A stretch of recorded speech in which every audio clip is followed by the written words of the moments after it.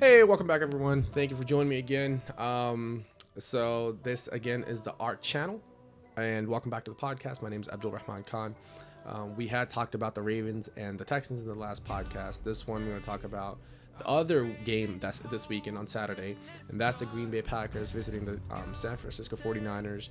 It's going to be a great day. It's going to be a sunny day in San Francisco, 62 degrees. So both teams should not be struggling with in terms of the ball handling. And honestly, it should be a very true to their identity type of a game. There's not going to be too much weather that's going to be influencing this game. So looking forward to this game as well, and that's a great matchup as well. With that being said, let's get right into it. The 49ers right now, they're ranked second overall in offense this season at 29 points per game. They were fourth in passing offense and third in rushing offense. I mean, Brock Purdy, passing offense, we understand. He's honestly done a pretty good job. He's got great performance stats this season, but the rushing being third in the league, no surprise there. I mean, Christian McCaffrey is leading the backfield, and honestly, he's up for MVP consideration. No surprise. Will he win? I mean, let's see. The game previously we discussed, Lamar's there, likely to win the MVP, but we'll see. And again, it just says a lot about who's leading the backfield for the 49ers.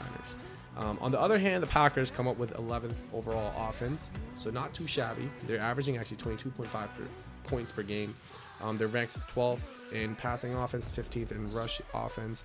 But we did see last week that Aaron Jones, man, he turned the clock back against the Cowboys and dropped 143 or around 143 rushing yards. And there's a chance he could do the same against the 49ers. But again, this is a game for the Packers to show up to, and there's a chance they could take it. This would definitely be a surprise because the 49ers have been just so great this year. But again, at the same time, Packers look like, from what they've done last week against the Cowboys, how they made the Cowboys look. I mean, we shouldn't be surprised at this point if they do win this game. Defensively, 49ers are ranked 8th overall. It seems like the 49ers, I mean, previously their defense has been known for, the noise has been always around the defense, how good they have been, the front seven. But this year, ranked 8th overall, I mean, it's not too bad, but it's just a little surprising. And then when you get into the details of it, Packers are ranked 17th overall on defense. And we talked about this last week as well. But, that being said, Packers did show, after a week of prep against the Cowboys, they can turn a QB like Dak Prescott or Brock Purdy into a mistake-prone quarterback. And this is an opportunistic defense in these playoffs so far after one game. Yes, it is one game, but listen, it showed us a lot. They had 2 pick sixes last week. So they're a hot defense right now, and that's the Packers, right? So Green Bay right now is ranked 9th in pass defense. Actually, not too bad, right? Considering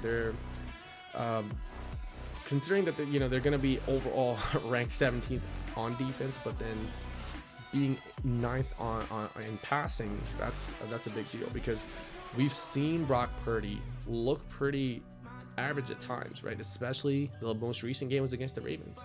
And if the 49ers can do the same, they have a chance. So, the Packers can do the same to Brock Purdy. They've got a chance, right? On the other hand, the 49ers are ranked 14th and in pass defense. So that's actually a great sign for Jordan Love. I mean, this is his first season as a starter.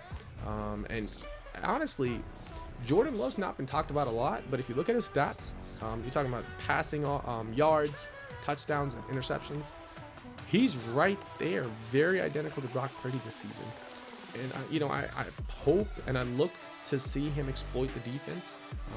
Mike LaFleur is going to do a great job with him. But that being said, I think 49ers rush defense is now ranked 3rd this season. So that is a challenge for the Packers. I mean, Aaron Jones, yes, like I said last week, he did a great job. So we hope that he can turn the clock back once again. But this, their rushing defense, 49ers, is 3rd.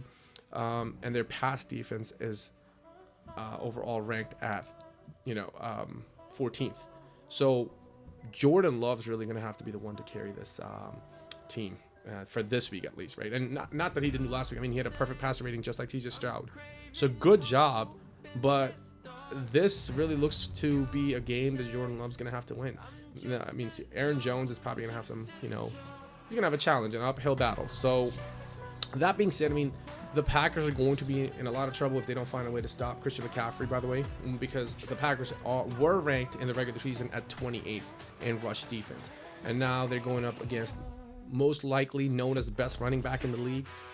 This is definitely a handful challenge for the Packers, but they did show us last week again against the Cowboys. They can perform and rise to the occasion. So I'm looking forward to that. The 49ers now are amongst top teams in turnover differential, sitting at plus 10. That is honestly the opposite of the Packers were. Well, they're at a net 0. So in the regular season, they had enforced, a positive turnover differential. But again, these are not the regular season games, and these are the playoffs. We've seen so many surprises. Packers were in one against the Cowboys. So listen, the playoffs are different. It just takes one game to completely turn the tide and win it. And they had forced 2 turnovers last week, both pick sixes. Can they rekindle such a performance this week? I mean, there's this is a similar offense, right?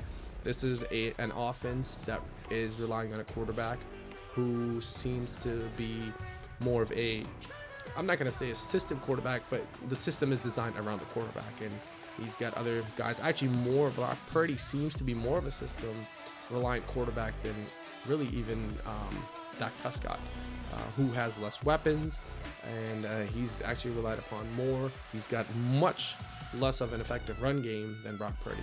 So Brock Purdy has much more weapons, but if the Packers can find a way to really force Brock Purdy to, making some mistakes, making some throws that, in under pressure. I mean, they had 4 sacks last week, the Packers.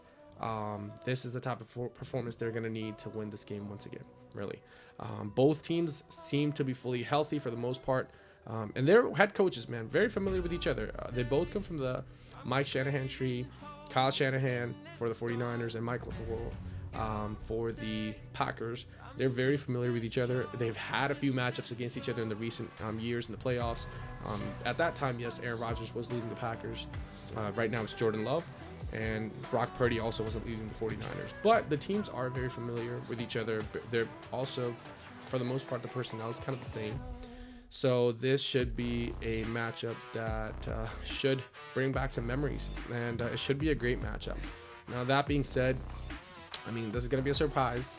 For some reason, I expect, you would say the 49ers should win, but I'm going to see the Packers, and I see the Packers winning this game. So I'm going to go with the Packers winning this 28-24. I expect the Packers defense to make a couple plays that force Brock Purdy to have some turnovers and turn the tide and take it away. So Packers, again, winning 28-24. That being said, thank you so much for your time. I hope you enjoyed today's podcast and pregame analysis. Please do like, share, and subscribe. Until next time, stay safe and enjoy the game.